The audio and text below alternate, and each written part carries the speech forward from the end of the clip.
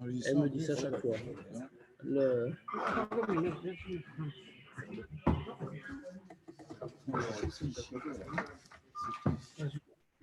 Je suis mieux là-bas, mais je me suis endormi la semaine dernière. Je me suis endormi. Bien. Oui, je vois. Fais un peu de silence, nous sommes en direct. Non, mais quand la fatigue est bien. Donc, comme vous le savez, aujourd'hui, nous sommes un jour très particulier, puisque nous sommes le 20 Av. Et comme vous le voyez, c'est le titre de la Sikha, Esrin Be'av. Donc, le 20 Av, bon, bien entendu, chacun sait que c'est l'anniversaire du départ de ce monde du père du Rabbi Levi Yitzhak. Mais en dehors de cet aspect-là, cette date est aussi soulignée dans la Gemara. Puisque c'était une date, et on va s'arrêter sur le sens de ce moment.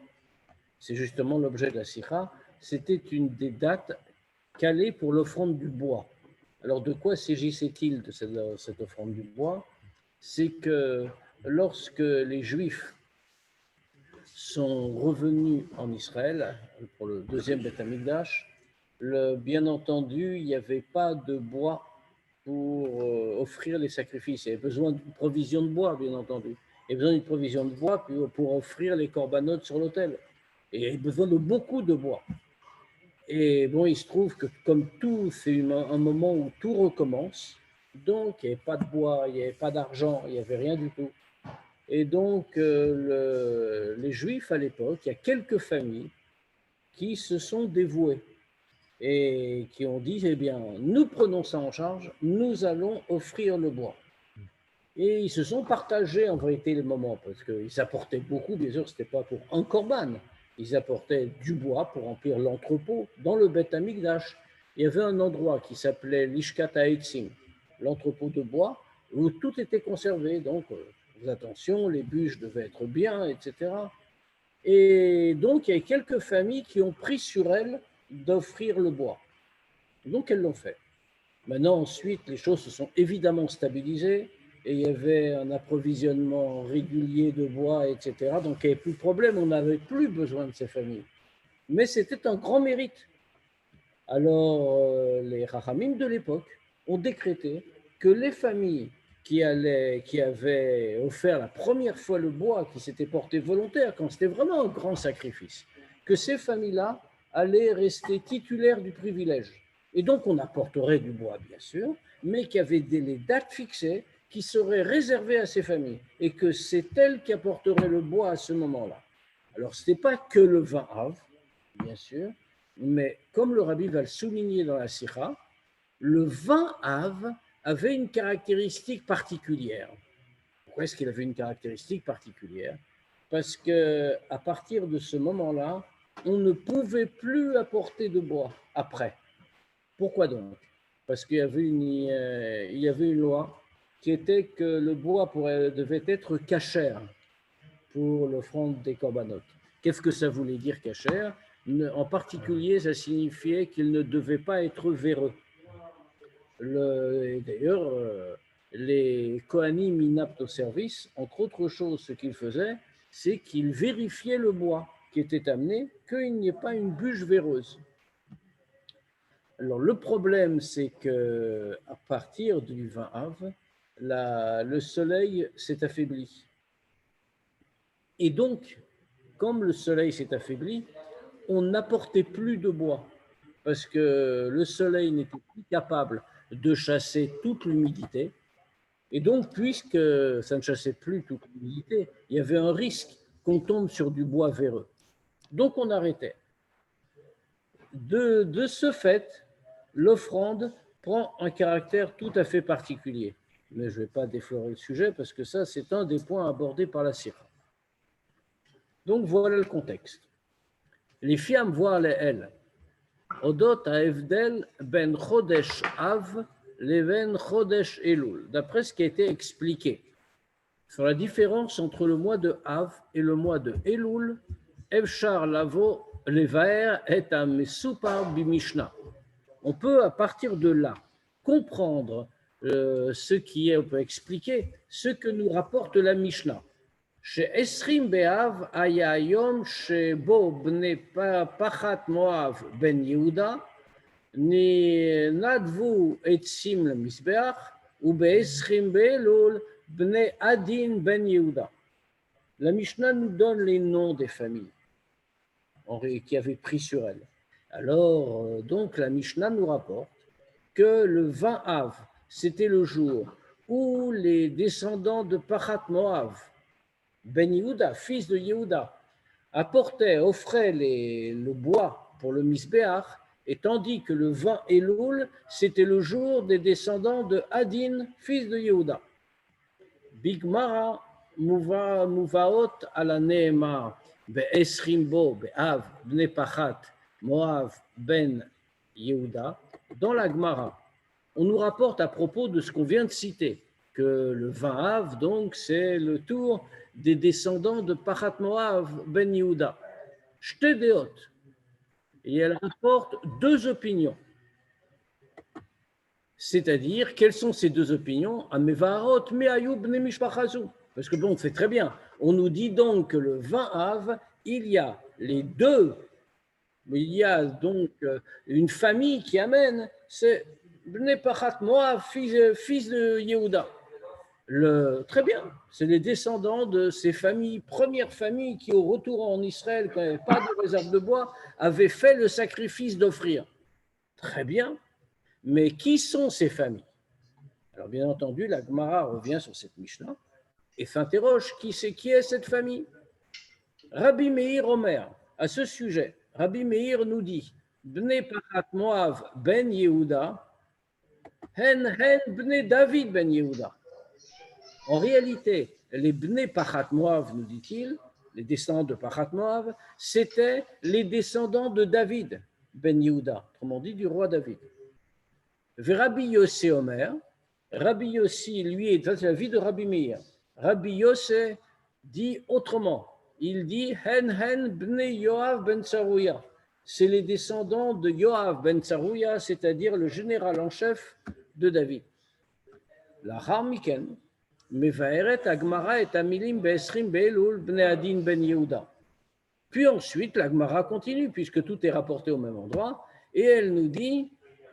La Mishnah nous a enseigné que le 20 Elul, c'est les enfants, les descendants de Adin ben Yehuda. Très bien. Mais via Gam al-Kar Shtedeot. Et là aussi, elle nous rapporte deux opinions. Première opinion, Rabbi Yehuda Sover, Rabbi Yehuda pense, chez Bnei Adin ben Yehuda, hen Bnei David ben Yehuda. Elle nous dit que pour elle, donc pour Rabbi Yehuda, les descendants de Adin ben Yehuda, c'est les descendants de David ben Yehuda, là encore, le roi David. Et Rabbi Yossi Omer, et Rabbi Yossi apporte une autre opinion. Il dit hen bnei Yoav ben Tsarouya. C'est les descendants de Yoav ben Tsarouya, c'est-à-dire une fois de plus, le général en chef de David. La Harmiken, Metzatet Agmara et Divra Mishnah. Après nous avoir rapporté ces discussions, qui étaient ces familles, d'où venaient-elles? La Gemara continue et nous rapporte les mots de la Mishnah. Be'echad betevet shebo bnei parush nea, klomar em nadvu azetzim be'pam hashniya be'meshech hashana, nosaf al ta'arich hakodem. La Gemara cite les mots, les paroles de la Mishnah. Be'echad betevet shavu bnei parush shniya. Que le premier Tevet, les Bnei Parouche, ils sont revenus une deuxième fois. En termes clairs, qu'est-ce que c'est? Ils sont revenus une deuxième fois. Ça signifie qu'ils ont apporté une deuxième fois, en dehors de la date qui leur a été fixée. Ils ont apporté une deuxième fois. Veshoelet. Et elle pose une question classique dans la Gemara. Meni matnitim, qui est-ce qui enseigne ça? D'où vient cette Mishnah? Rabbi Yossi, si on va dire que c'est Rabbi Yossi qui nous apprend ça. Litni, Shavu, Bnei Yoav ben Tsarouya Shnia. Fifi Rabbi Yossi. On aurait dû nous dire que c'est les descendants de Yoav ben Tsarouya qui sont venus une deuxième fois. שהרי הן בני יואב בן צרויה כמו המשמעות של בני פחת מואב. ואם כן, צריך היה לכתוב שנייה, כמו לגבי בני פרוש. עכשיו בפעם השנייה על נדבתם, pardon, voilà, Nema, Shnia. Pourquoi? Qu'est-ce qu'on veut dire? On nous dit, suivons l'avis de Rabbi Yossé, d'accord? Quand on regarde ce que nous dit Rabbi Yossé nous dit que ceux qui apportaient le 20 Av, d'après lui, c'était les descendants de Yoav ben Tsarouya. Le même Rabbi Yossé nous dit que ceux qui apportaient l'offrande, donc de bois, en Elul, c'était qui? C'était aussi les Bnei Yoav ben Tsarouya. Donc, selon Rabbi Yossé, ils apportaient 2 fois. Or, si on voit ici qu'à propos des Bnei Parouch, quand ils reviennent une 2e fois pour apporter, alors on nous dit Shnia, Shavu Shnia, ils sont venus une 2e fois apporter, en plus de la première date, ils ont eu une 2e. Mais puisque c'est Rabbi Yossé qui pense que les Bnei Yoav ben Tsarouya, ils vont apporter 2 fois, il aurait dû employer la même expression et dire, ils sont revenus, ils ont apporté une 2e fois, comme il le dit pour les Bnei Parouch.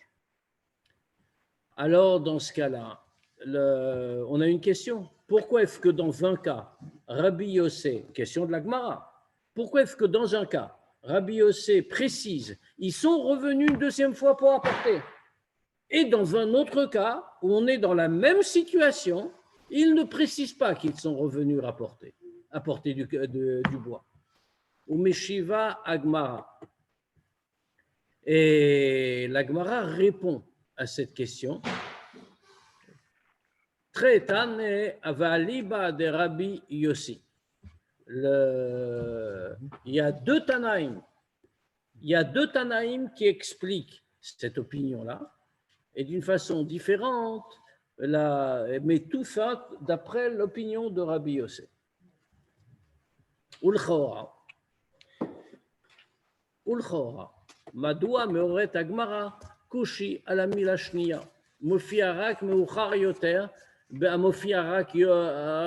המופיע רק מאוחר יותר במשנה. On a une question sur toute cette histoire. Pourquoi?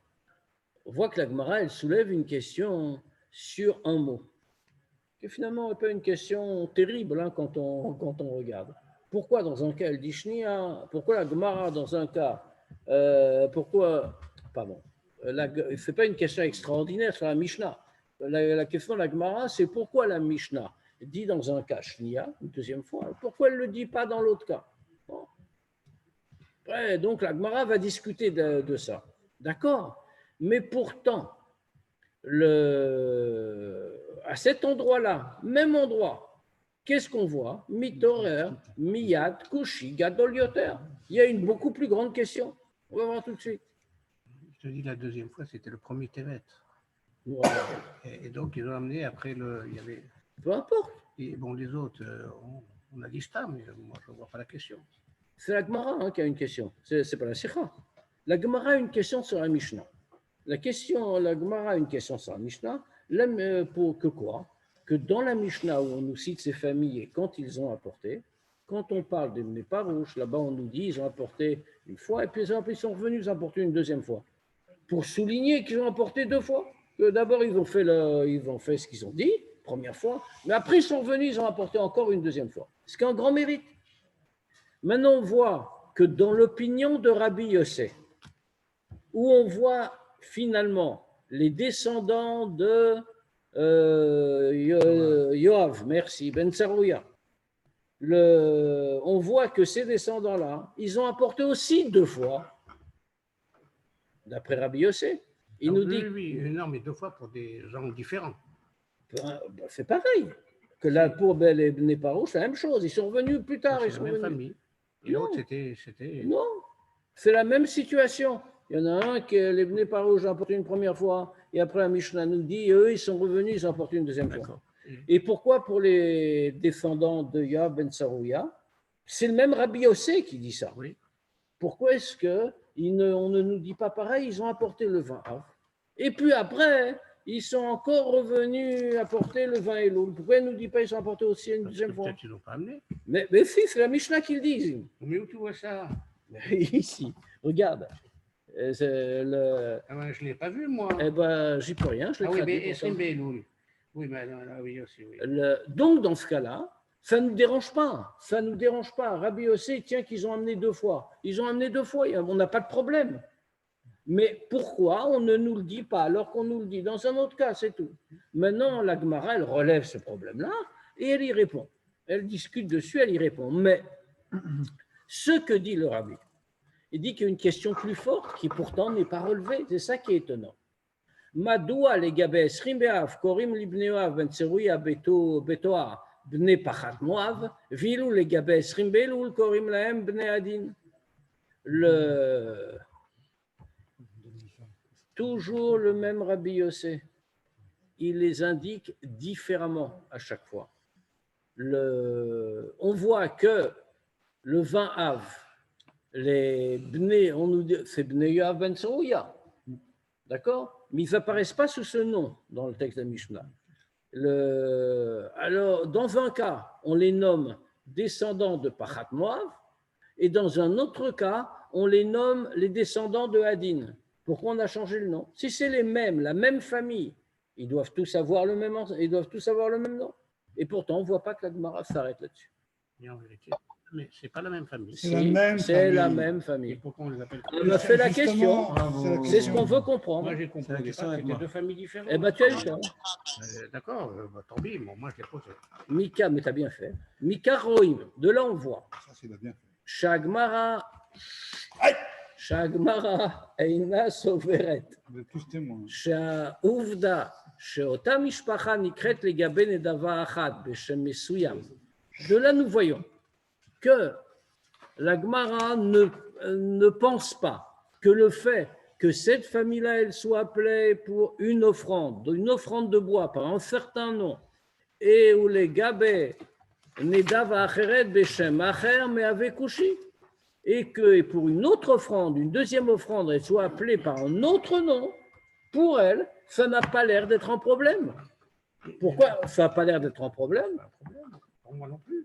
Toi, tu peux offrir, et toi, tu es aussi descendant de Serouya, et moi, je suis descendant de Serouya, et pourtant, on n'a pas le même nom. Regarde, un instant, c'est pas ça qu'on est en train de dire. On est en train de dire c'est la même famille, les mêmes gens. On ne parle pas de personnes individuelles. Moi, j'ai compris comme ça. Mais c'est pas ça qui est écrit. Et la Gemara ne dit pas comme ça. On n'a pas à comprendre, nous, pour le moment. Pense qu'on nous dit, regarde ce que dit la Mishnah, regarde ce que dit la Gemara, et fais pas, ah oui, mais fais pas ce que ça veut dire. Non, c'est pas comme ça. La Mishnah dit quelque chose, et la Gemara dit quelque chose. Donc, nous, on doit comprendre ce que disent la Gemara et la Mishnah. J'ai pas compris comme ça. Et c'est pas moi. Oui, non, moi j'ai compris autrement. C'était une erreur. Mais c'est pas pour autant que j'ai compris. Hein. Ça veut dire simplement, on a ici les mêmes descendants dans la même famille. Une famille a un nom. Si une famille s'appelle Darmon, fils d'Avraham Darmon. C'est ça. Eh bien, ça, c'est une famille. D'accord. Si on dit un jour, c'est les fils d'Avraham Darmon qui ont apporté, et puis un autre jour, on va dire c'est les fils de Chaim Nissenbaum, c'est pas la même famille. Eh ben oui, et c'est comme ça que j'ai compris, Eh moi. ben, C'est des descendants de Yoav, non,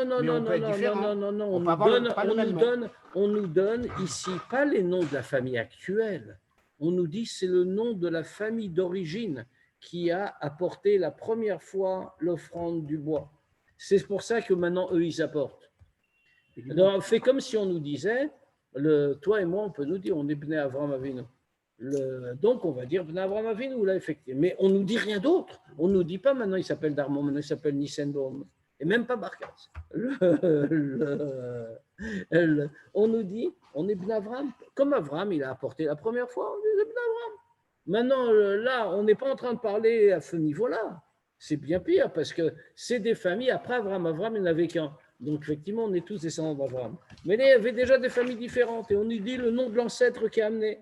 Donc, tous ceux qui suivent, même s'ils n'ont pas le même nom, c'est tous de ses descendants. C'est tout.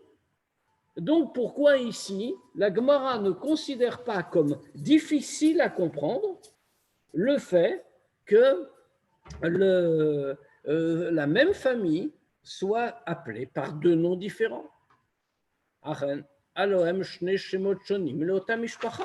C'est deux noms différents pour une famille unique. Qu'est-ce que ça veut dire?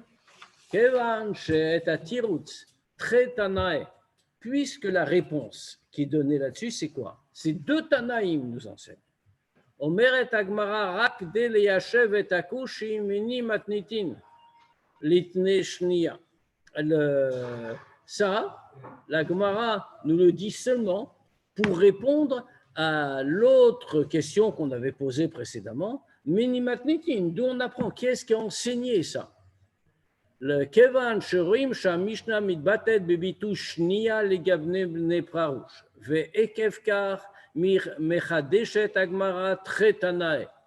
Puisqu'on voit que la Mishnah a utilisé l'expression shnia une deuxième fois, comme on a dit, pour qui elle a utilisé cette expression? Elle l'a utilisé pour les Bnei Parouche, qu'eux avaient apporté une première fois. Et après, la Gemara nous dit, ils ont apporté encore une deuxième fois en plus de la date qui leur avait été fixée.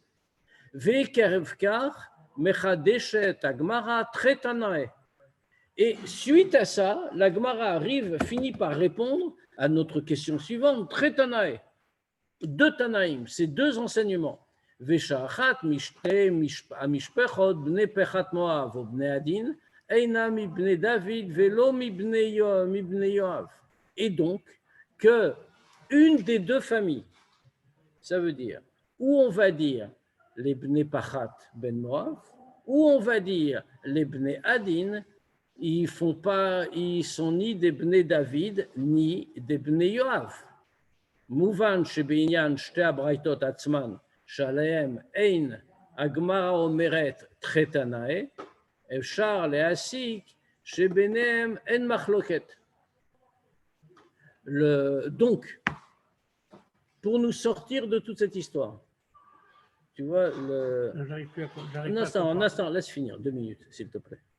N'arrête pas au milieu un raisonnement, c'est compliqué après. Tu vas voir au contraire, puisque le rabbi va dire comme tu as dit toi, tu vois, pour une fois. C'est bien. Ah ben oui, c'est ce que j'ai compris. Attends, tu vas voir. Puisque la Gemara, ici, la Gemara ne dit pas Tretanae à propos des deux, là, à propos des deux braïtot qui rapportent tous ces détails.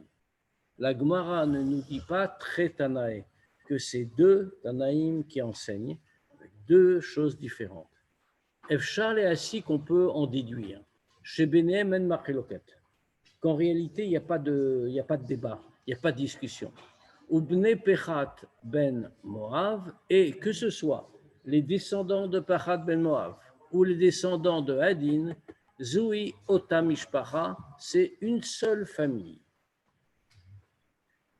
On va comprendre, bien sûr. Ve Keivan, chez Ota Mishpacha Nikret Legabe Kolachat Mishte Anedavot Beshem Shone. Et puisqu'on voit, si on suit ce raisonnement-là, que la même famille, et donc chacune est appelée pour chacune des deux offrandes avec un nom différent. Mouvan, de là on comprend. De là, on comprend que l'offrande du bois, le 20 Av, Kshura Leshem Bnei Pachat Moav, c'est attaché avec le nom des descendants de Pachat Moav. Venedavat Esrim Be'elul, et maintenant, le don, l'offrande du 20 Elul, Kshura Leshem Bnei Adin, c'est attaché avec le nom Bnei Adin. Donc, qu'est-ce qu'on est pour sortir un petit peu de tout le débat un peu compliqué? Qu'est-ce qu'on vient de dire ici? Le rabbi vient de faire tout un raisonnement pour nous montrer une chose. C'est que finalement, puisqu'on voit que la Gemara fait arrêter sur une question relativement petite, pourquoi dans un cas on a dit Shnia et dans l'autre cas, on n'a pas des shnia. Dans un cas, les Bnei Parouche, on a dit, ils sont revenus, ils ont apporté une deuxième fois en plus leur date. Et pour les Bnei Yoav Ben Tzerouya, alors que Rabbi Yossé nous dit qu'ils reviennent, ils apportent encore. Là-bas, il ne vient pas nous dire qu'ils apportent une deuxième fois. Donc, et la Gemara a dû s'arrêter là-dessus et a dû nous dire c'est très Tana et c'est deux Tanaïm et tous les deux ils vont d'après Rabbi Yossé, etc. Donc de là, qu'est-ce qu'on comprend? Que pour la Gemara, il n'y a pas une vraie question sur ça. Alors le Rabbi a demandé, mais une question plus grande. D'accord, on va dire, rentrons pas dans cette question pour le moment de Shnia qu'ils ont apporté une deuxième fois. Le Rabbi dit, il y a une autre question, pourquoi elle ne la soulève pas? D'après cette opinion-là, pourquoi elle ne la soulève pas, la Gemara? D'après cette opinion-là, qu'est-ce qu'on voit? Que les descendants de Yoav Ben Tzerouya, ils ont apporté deux fois. Ok. Et pourtant, on voit qu'une fois, mais à chaque fois, on leur donne un nom différent. Une fois, on dit Pachat Moav, une fois, on dit Adin. On leur a donné deux noms différents alors que c'est la même famille. La Gemara, elle aurait dû nous dire. Qu'est-ce que ça veut dire?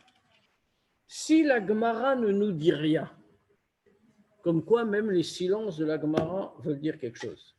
Si la Gemara ne nous dit rien, c'est qu'en réalité pour elle, il n'y a pas de question. Sinon, elle se serait arrêtée dessus. Évidemment. Et ça me fait plaisir d'entendre tout ça. Et dans ce cas-là, qu'est-ce que ça signifie? Ça signifie donc que pour elle, il n'y a pas de problème. C'est une seule famille. D'accord. Donc, on a résolu notre question. La Gemara ne nous dit pas ne soulève pas ce problème-là qui paraît plus important que l'autre, parce que c'est une seule famille. Une seule famille, c'est la même famille. Très bien. On est content, c'est la même famille. Non, c'est deux familles. Non, c'est une seule famille. C'est pour ça qu'elle ne nous dit pas. C'est deux noms différents, mais une seule famille. Deux noms différents avec une seule famille. Quand le rabbin dit non, c'est deux noms différents. Pour une seule famille. Alors maintenant, tu as une autre question. En effet, tu vois comme tu suis bien ce soir. Tu as bien fait de prendre du café. Donc, qu'est-ce qu'on voit de là? On a une question maintenant. Il y a une question qui reste, une nouvelle question. D'accord, j'ai compris. On a retiré la question qu'on avait sur la Mishnah, sur la Gemara. Tout va très bien, c'est une seule famille. Mais alors, on est à dire qu'on a donné deux noms différents à une seule famille. Une fois pour le vin Av, puisqu'il y avait l'offrande du vin Av, et une fois pour le vin Elul, puisqu'il y avait l'offrande du vin Elul. Et pourquoi c'est-à-dire qu'il y a une fois où elle est appelée par un nom qui est attaché au vin Av, et une fois elle est appelée par un nom qui est attaché au vin Elul. Donc, il faut comprendre. C'est que l'offrande a un rapport avec le nom. Du vin Av et du vin Elul. Ah, on va voir. On va voir. N'anticipons pas. Oh, c'est comme ça, moi je m'en vais. En même temps, hein. Tu as le droit à deux énergies humaines. Tu as le droit à deux énergies humaines. Dès la vin et advarim, pour répondre à toutes ces questions-là, pour comprendre. Yesh lagdim ulevaer et ma sheusbar kvar ba'chava. On va d'abord expliquer ce qu'on a déjà dit longuement. Shendavat ha'etzim be'esrim be'av ou be'esrim be'elul הייתה מעלה מיוחדת לעומת נדבת העצים במועדים האחרים המפורטים במשנה. En réalité, il y a quelque chose d'important à savoir, que l'offrande du bois, qui était faite donc à de nombreuses dates dans l'année, ce n'était pas seulement ces deux dates-là, même si c'était des dates fixées, mais on remplissait l'entrepôt de bois dont on avait besoin, du bois dont on avait besoin pour offrir les corbanotes. Cette offrande du bois, du vin Av, et celle du vin Elul était particulière et avait une cette offrande du bois, du vin Av et du vin Elul avait une supériorité sur toutes les offrandes de bois qui étaient offertes à d'autres dates. Pourquoi? Voilà les mots de la Mishnah qui va nous l'expliquer de manière très claire. Mais Chamisha Sarbe Ve'elach lo ayu kortin etzim le ma'aracha lefi she'inan yeveshim. À partir du 15 Av, on ne coupait plus de bois pour le korbanot. Pourquoi? Parce qu'il n'était pas bien sec. on n'était pas bien sec, comme on a dit tout à l'heure. À partir, ce que nous dit la Gemara, à partir du 15 av, Tajash Kocho Shel Shemesh, Shel Chama, pardon, la force du soleil, ça se baisse, se réduit. Et donc, puisque le soleil est moins chaud, il peut moins faire sécher le bois. S'il fait moins sécher le bois, ça signifie qu'il risque d'être véreux. Et donc, on ne l'utilise pas. Mikar Yotse, de là, qu'est-ce qu'on voit? Chez Esrim Be'av, que quand arrive le 20 Av, ou Esrim Be'elul, et le 20 Elul, c'est-à-dire la Chamisha Asar Be'av, toutes les deux dates ont un point commun, c'est qu'elles tombent après le 15 Av. À ce moment-là, Kva, Iev Sharaya, Lichot Etzim Matimim Acherim. On ne pouvait plus couper un autre bois. Autrement dit, ceux qui donnaient, ils donnaient vraiment. Ils ne pouvaient pas compenser. C'était fini. Pourquoi? Parce que le bois n'était pas bien. Ensuite, ou Becholzot, malgré ça. Nadvu shte mishpachotelu et etzim shelahem avur hamizbeach. Et pourtant, qu'est-ce qu'on voit? Les deux familles qui sont citées ici ont malgré tout offert le bois pour le misbeach. Pourquoi faire? K'deshe kol Israël, pour que tous les Juifs, c'était pour le service de tous les Juifs, n'importe qui, afilou baalei avera, même des Juifs qui étaient vraiment pas bien spirituellement, qui avaient fait des fautes et qui avaient besoin d'apporter un korban pour réparer leurs fautes. Yochlou le'akriv et korbanotehen lechaper alavonotehem. Ils puissent apporter leur korban pour racheter leurs fautes. C'est la Gemara qui dit comme ça? Non, ça c'est pas la Gemara qui dit. C'est le Rabbi. Ça c'est le Rabbi. Ou benosaf lekar. Il peut le dire pour tous les mois. Pas spécialement. Les gens qui font les avérotes, ils en font toute l'année. T'as pas suivi. Vous suivez? Non, mais par rapport au Non. T'as pas suivi ce qu'on est en train de dire. C'est pour ça, parce que je ne comprends pas toujours. On est en train de dire comme ça. Le Rabbi est en train de dire. Il rapporte ce que nous dit la Mishnah. La Mishnah nous explique qu'à partir du 15 Av, donc on ne peut plus couper de bois pour le Misbéach parce qu'il ne fait pas assez chaud, donc pas assez sec. Et donc les arbres risquent de pourrir et d'être véreux. Et donc on n'a pas le droit d'apporter ce bois-là sur le Misbéach. D'accord. Donc de là, il en sort que tout le bois qui est apporté après a dû être coupé avant le 15 Av. Par définition. Par définition, évidemment. Donc, quelles sont les deux dates qui suivent, qui sont après le 15? C'est le 20 Av et le 20 Elul. Ça, c'est après. Donc, dans ce cas-là, on ne doit pas couper le bois normalement. Donc, ça veut dire que les familles qui offraient prenaient de ce qu'elles avaient et qui n'étaient pas remplaçables. Elles prenaient de ce qu'elles avaient et elles l'offraient pour quoi? Est-ce que c'était pour leur propre bien? Quelque chose de personnel? Pas du tout. Elle l'offrait uniquement pour rendre service à tous les Juifs. Il y avait des Juifs qui avaient besoin d'apporter un korban. Bon, il y a la communauté en général, mais il y avait aussi les korbanotes individuels. Et notamment, quelqu'un qui a fait des avérotes. Il arrive, il doit apporter un korban. Maintenant, s'il n'y a pas de bois, par exemple, il ne peut pas apporter son korban, il ne va pas racheter sa faute. Eux, tous les autres dans l'année, si ça leur arrive, ils peuvent aller couper du bois dans la forêt, ce n'est pas très grave. Il suffit de sortir, d'aller dans la forêt, couper du bois. C'est comme ça qu'ils faisaient à l'époque. Ils ne commandaient pas du bois sur Internet. Et ça veut dire on prenait la hache, on allait dans la forêt, puis on coupait du bois. Eux ne peuvent pas rattraper.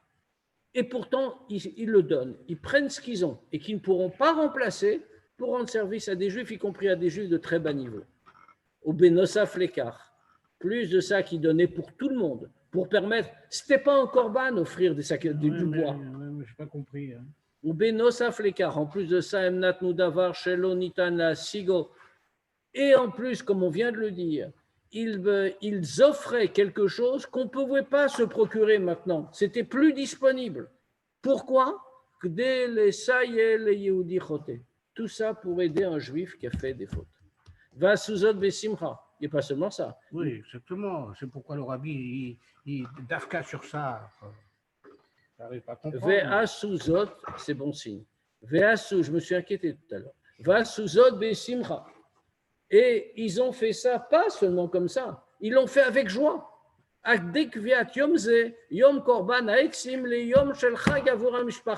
que comme les Chachamim nous rapportent, que la famille dont c'était le jour, ce jour où ils apportaient leur bois, qui n'est rien, c'est pas un korban, c'est appelé korban haetzim par extension. La Gemara l'appelle par extension korban haetzim, mais c'est pas un korban, c'est rien, c'est du bois, c'est que du bois. Ça sert au korbanot, mais c'est pas un korban en soi. Mais les familles qui avaient ce mérite-là en faisaient un Yom Tov. C'était un jour de fête de la famille. Et pourquoi? Pas pour quelque chose pour eux-mêmes, quelque chose pour les autres, qui leur servait à rien eux-mêmes. Mais c'était que pour les autres. Et pas seulement que c'était que pour les autres, mais ils donnaient même quelque chose qui ne pouvait plus se procurer, c'était plus disponible, le bois sec, il n'y en avait plus. Binyan Zeatzmo. Dans ce sujet même, Shel Misirat Davar Shein la Sigo, Gde se lesaye le Yehudi Acher, ou Besimcha, Yeshne Ofanim. Sur ce sujet-là lui-même, c'est-à-dire donner quelque chose qu'on ne peut plus se procurer par ailleurs pour aider un autre juif. Et pas seulement ça, pas seulement le donner, ce qui est déjà pas mal, mais le donner avec joie. Il y a deux façons. On va voir tout de suite. Je m'excuse juste un détail. Ce vin avec le vin Elul, c'était un bois qui était déjà dans le grenier, disons. Oui, ils avaient coupé avant le 15 avril. Ah, d'accord, c'est ça. Et quand est-ce qu'ils pouvaient couper du bois après? Ils ne coupaient pas? Ils ne coupaient pas, C'est-à-dire jusqu'à quand? Jusqu'à l'été, que le bois sèche, etc. Enfin, après, c'était l'hiver. Donc, en hiver, tu n'avais pas... Après Pessah. Ouais. Jusqu'après Pessah, donc c'est plusieurs mois. Quoi. Ouais. Ils donnaient une grande provision de bois. Eh bien, j'en ai, je donne. Je ne vois pas le problème. Mais tu ne peux plus en avoir, tu en as besoin pour toi. Mais pourquoi pour moi? Pour tout le monde. Il en avait une grande provision, il peut partager. Un instant. Tu as besoin pour toi quelque chose. Mais eux faisaient une fête spéciale. Et ils étaient tellement contents. Le vin Elul. Et toi, tu as. Et tu m'as dit qualité, tu m'as dit. Mais alors, justement, ils se sont retirés quelque chose. C'est comme quand quelqu'un il donne une tzedaka. Voilà, c'est ça. Alors maintenant, quelqu'un il va donner plus, quelque chose qu'il ne peut plus avoir. Quelqu'un il donne de la tzedaka, par exemple. Oui. Prenons un exemple très simple dans la vie quotidienne. Il ne va pas donner plein de choses qu'il a. Donne un peu. Il va garder pour lui. Et quand il va donner, même si il va réfléchir, peut-être qu'il va hésiter. C'est pas obligé qu'il donne avec joie. Il va donner parce que je dois donner ma sœur. Je ne l'ai plus le garder pour moi, mais j'en ai besoin aussi. Mais je vais donner ma sœur parce que c'est indigne. Ça, c'est pas donner avec joie.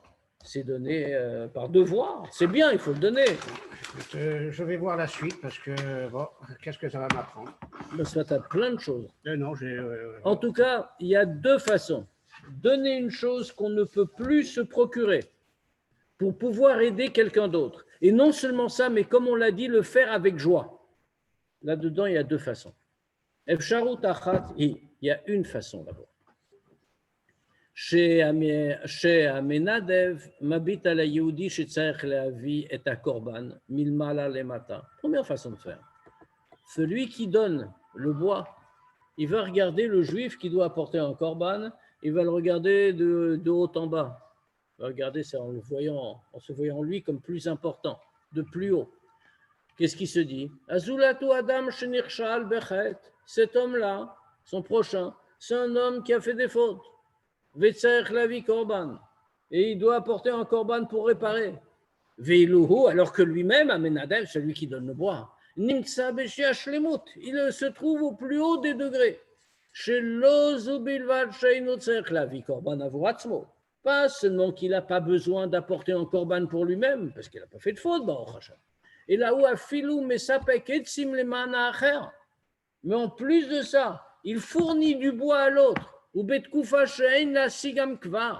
en plus, à un moment où on ne peut plus s'en procurer, ce n'est plus disponible. Ou mipne mitzvat tzedaka ou au sezot besimcha. Et comme il agit dans le cadre d'une mitzvah de tzedaka, pas seulement qu'il le fait, mais il le fait avec joie. Dans une façon d'amefaiso qui contribue, qui compatit avec l'autre. Efsharut shniyahi, ça c'est une façon de faire. Il y a une deuxième façon. Chez Adam amenadev mitbonen, que celui qui donne réfléchit. Omnam. Bekochotav aglouyim ou mushlam. Alors il se dit pour lui-même, c'est vrai que dans mes forces visibles, je suis très bien, je suis parfait, je suis un bon juif. Mais qui sait ce qui se passe au fond de lui-même, dans son cœur?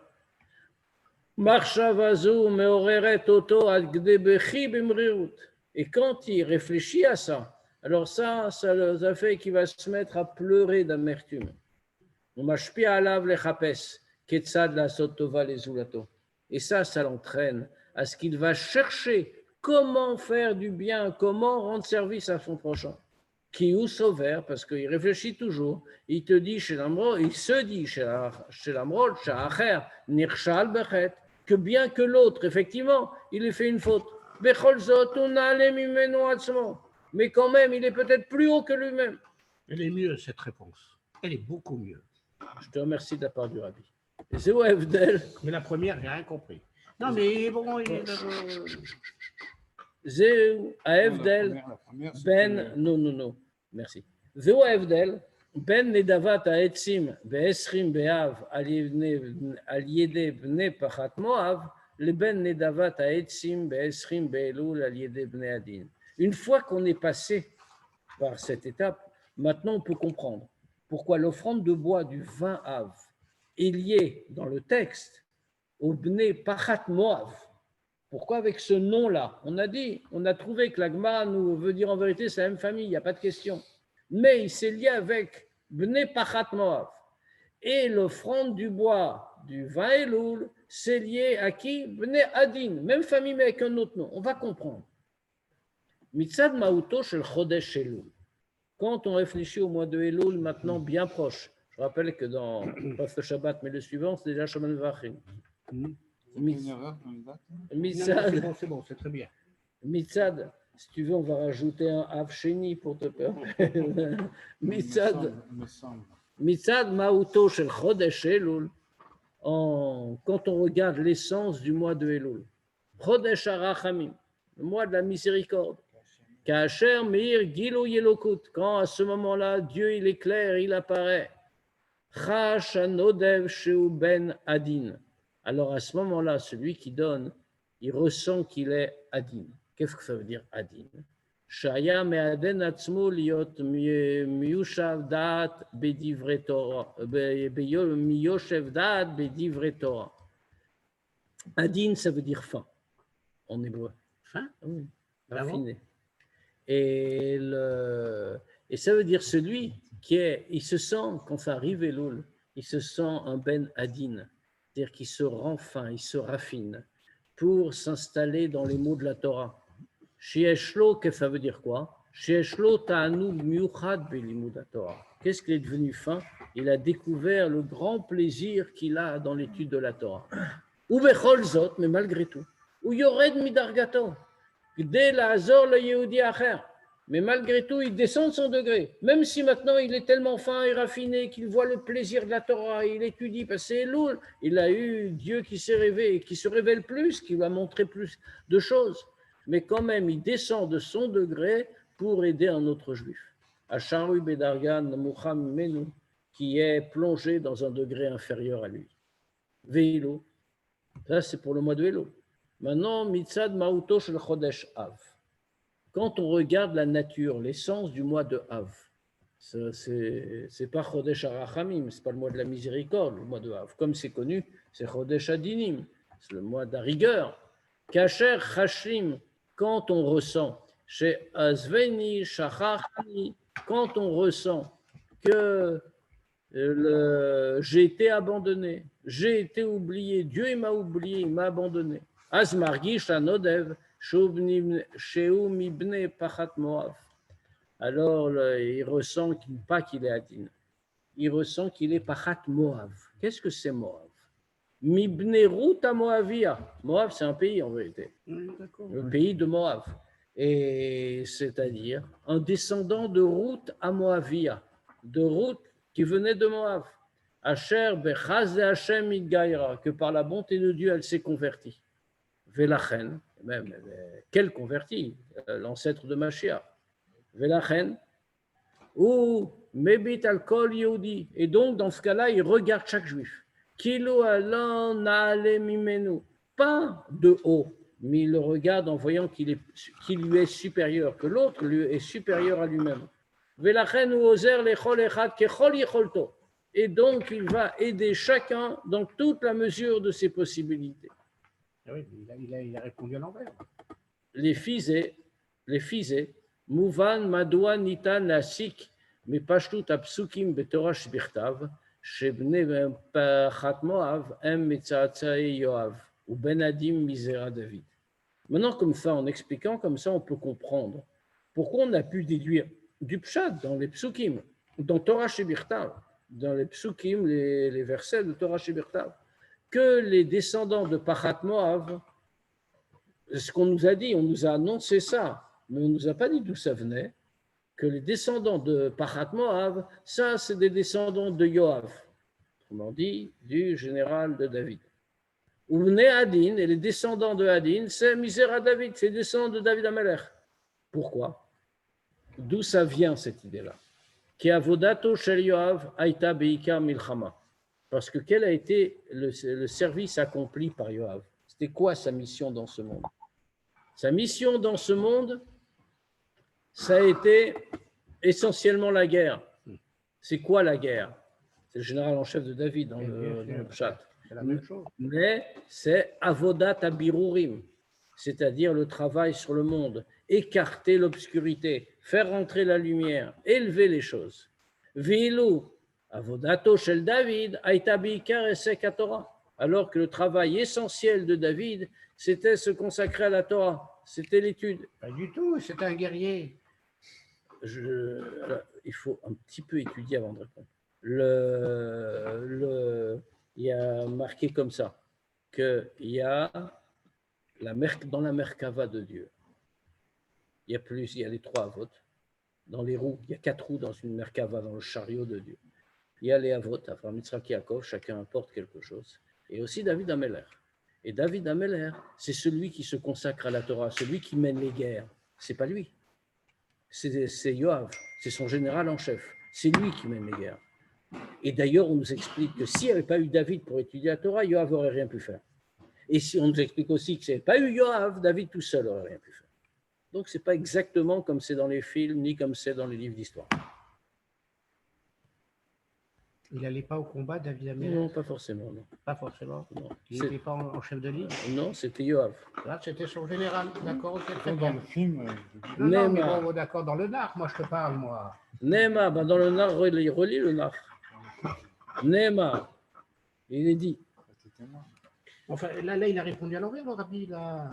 Bon, regarde, Il a donné une première question, mais elle concerne l'autre. Et je ne comprends pas du tout ce que tu es en train de me dire. la première, il y a 2 façons. Il y a celui qui. Voilà. Et elle est pour. Celle-là, elle est pour Adil. Il aurait dû répondre. Première question pour le premier et deuxième question pour le deuxième. Là, c'est inverse. Non, mais il a donné réponse, alors ça va. Neymar, Marom, Vekadosh, Eshkon. Ça me dit bon pour moi. Vedaka, Ushval, Roach, Dafka. C'est marqué comme ça. Marom, Vekadosh, Eshkon. Haut et saint, je vais demeurer. Vedaka, Ushval, Roach. Mais le cœur brisé, l'esprit bas, rabaissé. C'est-à-dire, dans cela, je vais résider. Hashamaim Kissi. C'est marqué encore comme ça. Dieu dit Hashamaim Kissi. Le ciel et les cieux sont mon trône. Aval, mais bien que je sois très haut, le trône c'est le ciel. Valze habite. Sur ça, je vais regarder. C'est pas le ciel, bien sûr, c'est au sens spirituel. Dire, je suis très très haut, j'ai pas de contact, on pourrait penser avec le monde. Mais poursuit-on. Valze habite. Mais qu'est-ce que je vais regarder, dit Dieu? El ani venakeroach. Je vais regarder le pauvre et celui qui a l'esprit rabaissé. Mikar mouvenet amala atsuma shel nedavat a etzim be'esrim be'av. De là, on comprend la grande supériorité qu'il y a dans l'offrande du bois, le 20 av. Mitzad atrusha shel Mitzad atrusha shel nodev. Sheo mibne pachat Moav, qui vient de ce sentiment-là du donateur, qu'il est des descendants de Pachat Moav, c'est-à-dire il est rien d'autre que quelqu'un de Ruth à Moavia, que par l'aide de Dieu, par la grâce de Dieu, elle s'est convertie. Et donc, il ne peut pas regarder quelqu'un de haut. Il voit que l'autre, de toute façon, est supérieur à lui. Et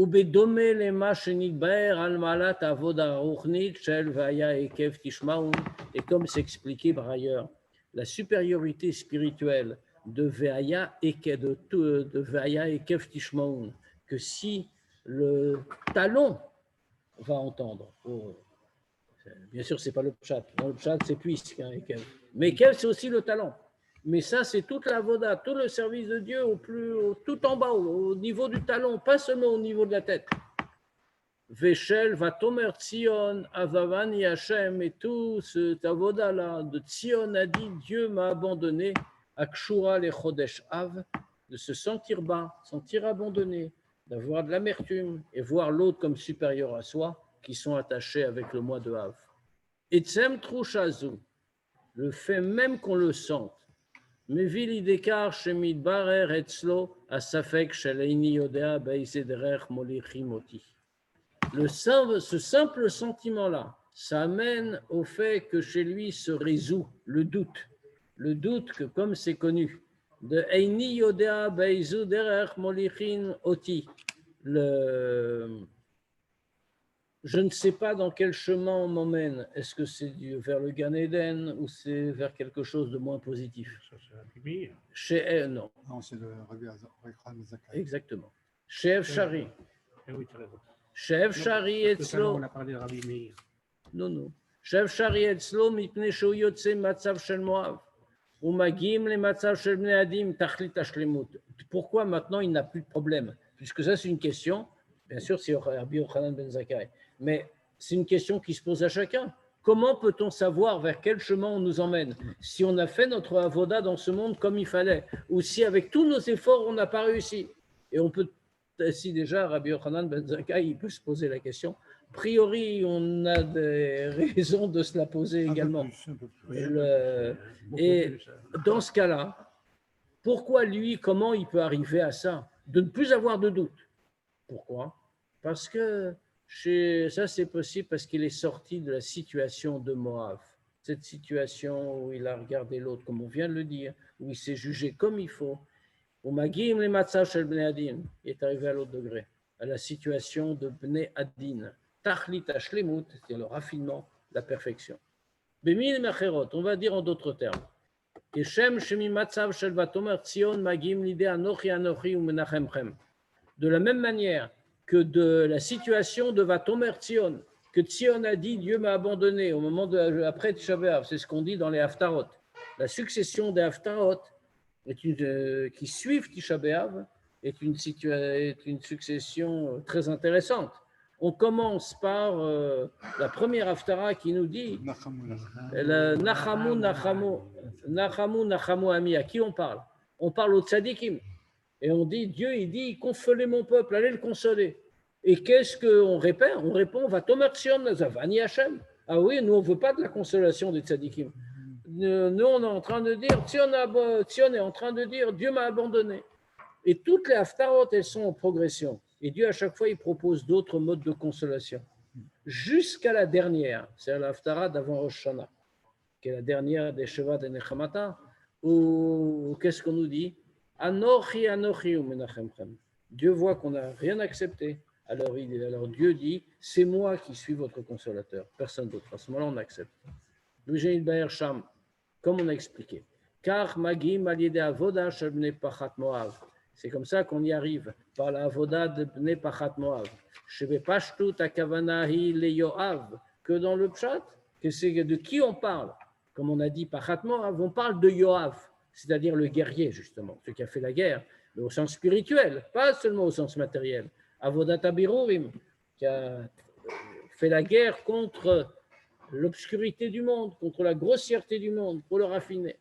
L'idée à Matzav Shel Bnei Adin, on arrive jusqu'à la situation de Bnei Adin, Asher Bepashtut Akavana où il est David, que dans le Pshat, les Bnei Adin, on l'a dit, c'est les descendants de David Amelech. Kedei Lael, Asher, que ça c'est l'aboutissement de tout. Et David Avdin Asilaem Lolam, qu'à ce moment-là, David, mon serviteur, sera leur roi pour toujours, que c'est avec la venue de Mashiach, Yavo Vigalenu Bekao Mamash, il va venir et nous libérer très prochainement. Bien entendu, on peut répondre aux questions. Non, les Bnei, qu'on a dit tout à l'heure, Bnei David, Ben Yehuda. C'est David Améler. Oui, oui. Mais son père, c'est pas Ishai, David Ben Ishai. Yehuda, tribu de Yehuda. La tribu, on appelle comme ça aussi. S'il y a des questions, comment- on peut répondre. Ouais. Non, moi, j'ai pas de questions parce que franchement, non. Bon, Tellement Non, mais c'est pas ça, c'est parce que franchement, il m'a fait tout le Rabbi Adotin, pile-poule, et il a parlé des Paratoa. c'est pour ça que tu n'as plus de questions. Oui, mais alors, moi, je comprends pas. Non. Et il a sorti. Attends, il y a une question, s'il te plaît. Oui, Non, moi, question. j'ai raté une partie de la Sikha, mais alors comment il passe des familles qui offraient le bois à David Améler et à Yoav alors? Parce que C'est quoi le lien? non, le Rabbi a cité la Mishnah. Que- Oui, oui. Et la Gemara qui pose la question dessus, Exactement. pourquoi? Et, là-bas, on Et nous alors dit- le lien avec David? alors, on nous dit que les Bnei Pachat Moav, ça c'est les Bnei David Ben Yehuda, et les Bnei Adin, ça c'est Yoav Ben Tsarouya. On dit D'accord. le contraire, etc. Alors il a expliqué tout ça, parce qu'on a un problème, la Gemara, enfin, là, il y a tout un raisonnement. La Gemara ne soulève pas la question que ça pose, puisqu'on voit que pour 2 corbanotes, d'après l'avis de Rabbi Yossé, il faut suivre l'avis de Rabbi Yossé. Dans l'autre avis, il n'y a pas la question. Mais d'après l'avis de Rabbi Yossé, il y a une question. On voit qu'à 2 dates différentes, on nous dit que c'est les descendants de Yoav Ben Tsarouya. Et on leur donne des noms différents. Donc, il a demandé, mais comment, c'est une même famille avec des noms différents. Et alors, or, la Gemara, si elle ne le relève pas, ça nous indique obligatoirement que c'est la même famille, il n'y a pas de question. Alors, il faut comprendre pourquoi le 20 Av et le 20 Elul s'est renvoyé avec 2 noms différents. Il y a un des noms qui renvoie à David et l'autre qui renvoie à Yoav. Et c'est pour ça ok. qu'il en est venu là. D'accord. D'accord. Et donc, alors, pour aller au bout de... Pardon, ça vous fait peut-être répéter des choses, mais alors, du coup, c'est quelle date? Et c'est le 20 Av ou le 20 Av ou le 20 Elul qui sont cités d'après David ou d'après... Alors, de mémoire, le 20 Av, c'est attaché avec Yoav Ben Tsarouya, et le 20 Elul, c'est attaché avec David Améler.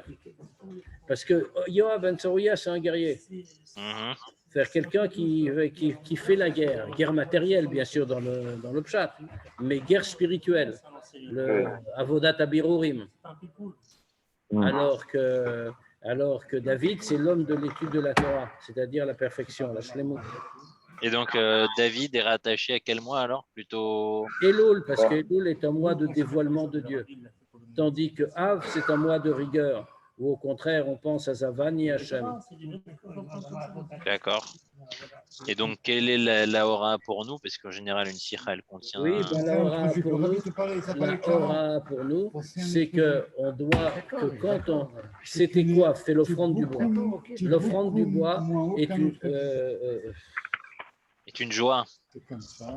L'offrande du bois est une chose très intéressante parce que les gens qui offrent du bois, c'est même pas vraiment une offrande, c'est pas un korban, c'est rien du tout. Les gens offraient du bois pour apporter quelque chose, rendre un service à d'autres juifs. Il y a des juifs, et pas les meilleurs, il y avait des juifs qui devaient apporter un korban parce qu'ils avaient fait des fautes. Donc, ce n'est pas des juifs du meilleur niveau. Quand ils l'amènent, ce bois, c'est le 20 Av et le 20 Elul. Oui, le 20 Av et le 20 Elul ont un point commun, c'est d'être après le 15 Av. Or, après le 15 Av, on ne pouvait plus se procurer du bois comme il faut. Pourquoi? Parce que la force du soleil s'est affaiblie et donc le soleil n'étant plus assez fort, le bois n'est plus assez sec et le bois peut être véreux. Donc, on ne peut plus aller en couper. C'est-à-dire qu'il y a des gens qui avaient du bois comme il fallait, mais qui ne le gardaient pas pour eux et qui le donnaient alors que ça ne leur rapportait rien. Et ils le donnaient avec joie. Alors Rabbi dit, maintenant on comprend, il y a 2 manières d'avoir un rapport avec un autre. Soit on donne en regardant l'autre de haut, en disant, je suis plus grand que lui, il a fait des fautes, il n'a rien à m'apporter, mais moi je lui apporte, je suis quelqu'un de très grand. Ou alors on lui donne dans une façon au contraire de il est mieux que moi. C'est vrai qu'apparemment je suis mieux que lui, mais il faut regarder à l'intérieur. Et qui sait si à l'intérieur je suis pas, il m'est pas supérieur. Ceux qui ont donné, ils ont donné avec une grande joie. Et ils ont donné avec joie alors qu'ils se retiraient à eux-mêmes. Et sans intérêt pour eux. Et ça, c'est une grande leçon. Et alors que c'était même pas une mitzvah a priori, quoi. Exactement, c'est un Hersher mitzvah, c'est même pas une mitzvah. Ce qu'on appelle un Hersher mitzvah, c'est un travail préparatoire au respect d'une mitzvah. Mais ce n'est pas la mitzvah elle-même. Et ça, c'est comme ça qu'il faut faire toute chose par rapport à un autre juif. Et comment on réussit à le faire? Quand on passe de Av à Elul, quand on passe du 20 Av, c'est-à-dire Av, le moment du din, on est en train de réfléchir comme on est bas, et de voir que l'autre est plus haut, et au point qu'on pleure d'amertume, on passe à Elul où on a un grand dévoilement de Dieu, où à ce moment-là on devient adin, justement, on devient raffiné du fait de cette révélation. Ah, donc c'est pas n'importe quel Rosh Chodesh quoi qui nous attend. Ah non, ça c'est clair. Change. Mais déjà aujourd'hui, c'est un moment important, en dehors du Yortzeit du père du Rabbi, mais le 20 Av, c'est toute cette idée-là. Donner quelque chose dont on a besoin, qui nous appartient, qui n'est pas et qui n'est plus disponible, qu'on ne pourra pas rattraper. Mais le donner, pas seulement le donner par devoir, pas seulement le donner sans regret, ce qui est un deuxième degré, mais en plus le donner avec joie. Mais le 20 Av, c'était pour les corbanotes, genre le korban tamid, enfin c'était prévu quoi. Ou est-ce qu'il y avait un statut différent du bois qui était offert le 20 Av C'était une des dates fixées pour l'offrande du bois. Parce que d'où vient ce qu'on disait au début? L'offrande du bois, d'où vient-elle? En réalité, quand les Juifs sont revenus en Israël, dans le deuxième Beth Amikdash, il n'y avait pas de bois pour offrir les premiers corbanotes. Ils n'avaient rien, les Juifs. Ils arrivaient, c'était très pauvre. Ils n'avaient rien. Et comme il fallait offrir des corbanotes, alors il y a des Juifs, il y a des familles en fait, qui ont dit, on prend sur nous, nous on va se débrouiller, on va vous amener le bois. Et ils l'ont fait. Après, ça s'est stabilisé bien sûr. Et il y avait dans le Beth Amikdash, comme je disais tout à l'heure, un lishkat ha'etzim, un entrepôt de bois, qui était constamment approvisionné, de telle manière que ça ne manque pas justement. Et donc on n'avait plus besoin de leur offrande. La première. D'accord. Ok, mais là, en fait, tout était en ordre. Et alors. Mais c'est quand même resté quoi. Mais les Chachamim ont décidé. Et ceux qui ont eu le mérite la première fois vont garder le privilège. C'était un privilège. Et eux, ils auront le droit à telle date d'apporter le bois. Alors qu'on aurait pu se passer d'eux, en vérité. On aurait pu dire, bon, on achète le bois, maintenant ça va, tout va bien. On se procure le bois, c'est rationalisé, on n'a plus besoin que des individus nous rendent service. Et bien quand même, ils l'ont gardé. Ils l'ont gardé. Et donc, c'est de ça qu'on parlait. Voilà. D'accord. Alors, on se retrouve maintenant, après le 30 août, pour la prochaine Sikha. Après la trêve estivale. Bonnes vacances. Merci. Shabbat shalom. Bonnes Shabbat vacances. shalom. Shabbat shalom.